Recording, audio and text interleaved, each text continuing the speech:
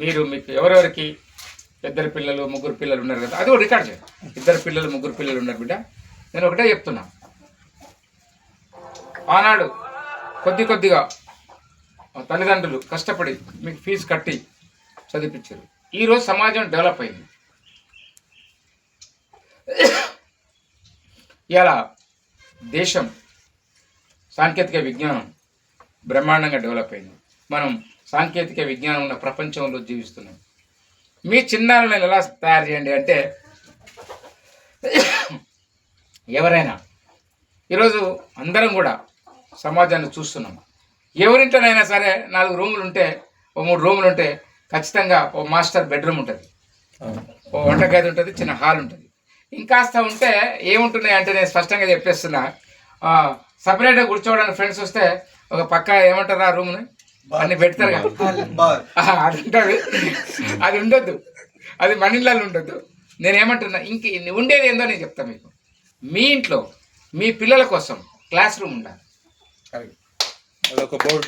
Yes, ఒక board, green board, ఒక atlas, ఒక గ్లోబ్, 5 డిక్షనరీలు, English dictionaries, Hindi dictionaries, Telugu, ఇవన్నీ కూడా టేబుల్ మీద ఉండాలి. మీ చిన్నారులు ఇప్పుడే చదువుతుంటారు, 4, 5, 3, second class, third class, fourth class, fifth class. ఇప్పటి నుంచి కనుక ఈ మాటను మీ దృష్టిలో పెట్టుకోండి. గట్టు నరసింహరావు ఇప్పుడైనా, ఇంకాస్తనైనా, ఇంకా 10 ఏళ్ళకైనా, 20 ఏళ్ళకైనా, 30 ఏళ్ళకైనా, చివరి క్షణంలోనైనా ఇదే మాట చెప్తాడు. మీ పిల్లల్ని అత్యధిక డిసిప్లైన్డ్గా, మంచి డిసిప్లైన్గా, దేశభక్తి ఉన్నటువంటి పౌరులుగా తీర్చిదిద్దే భాగంలో మీ పిల్లలని విజ్ఞానవంతులుగా తయారు చేయండి. ఇప్పటి నుండే మీ ఇంటి నుండే ఆ సంస్కృతిని డెవలప్ చేయండి. వాళ్ళు 4th, 5th, 6th ఇలా భారతదేశంలో చూస్తే సివిల్స్కి చాలామంది సెలెక్ట్ అవుతారు, గ్రూప్ 1 సివిల్స్కి. మీ చిన్నారులని ఇది ఖచ్చితంగా మీరు పాటించి తీరాలి. ఒక ఐఏఎస్ ఆఫీసర్గా, ఒక ఐపీఎస్ ఆఫీసర్గా, ఒక గ్రూప్ 1 ఆఫీసర్గా, ఒక బ్యాంక్ మేనేజర్గా, ఒక డిఫెన్స్ ఆఫీసర్గా, ఒక ఇస్రో ఆఫీసర్గా, ఇలా గొప్ప వాళ్ళుగా మీ బిడ్డల్ని తీర్చిదిద్దండి. మనం ఖర్చు పెట్టే ప్రతి పైసను ఎడ్యుకేషన్ మీదనే, మీ పిల్లల మీదనే పెట్టండి. ఖచ్చితంగా మన సమాజంలో, మన తెలంగాణ బిడ్డలం కాబట్టి కాస్త మనకి ఎక్స్ట్రా ఖర్చులు ఉంటాయి. మనకి బంధువులు వచ్చినప్పుడు అదను ఇదను ఉంటాయి. అవి కూడా చేస్తూనే ఎవరి మర్యాదకు తక్కువ కాకుండా, బంధువర్గం వచ్చినప్పుడు ఎవరి మర్యాద తక్కువ కాకుండా, ఈ రోజు నుంచి నేను చెప్పిన ఈ మాటను మీరు పాటించాలని కోరుతున్నా. మీ ఇంట్లో మీ పిల్లలు ఇంకా ఉంటారు కదా, 4th, 5th, 6th, 7th, 8th చదువుతున్నారు కదా, ఇంట్లో ఖచ్చితంగా బోర్డు పెట్టండి. ఇదే మాట మీరు తీసుకోండి. ఓకే, 4 డిక్షనరీలు తీసుకురండి.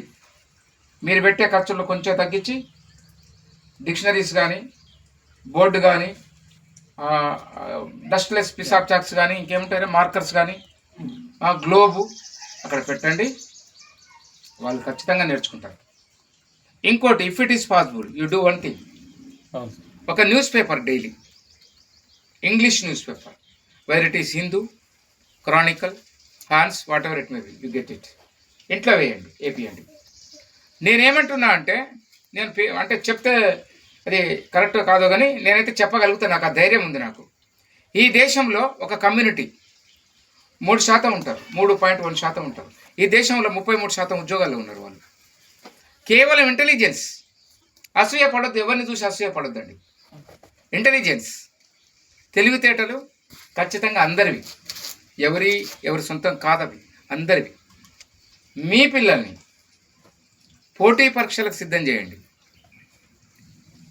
మీ పిల్లల్ని విజ్ఞానవంతులుగా తయారు చేయండి. ఖచ్చితంగా ఈ మాట పాటించండి. మీరు నేను చెప్పిన ఈ మాటను కనుక మీరు పాటిస్తే మీ పిల్లలు, ఇంకా నేను చెప్తున్నా కదా, నేను ఐఎమ్ 62, 85, 90 బతుకుతా 100%. నాకు ఆ నమ్మకం ఉందిరా. ఓకే, మీ పిల్లల్ని ఈ రాష్ట్రంలో, ఈ దేశంలో విఐపీలుగా చూడాలి. ఒక పోలీస్ ఆఫీసర్గా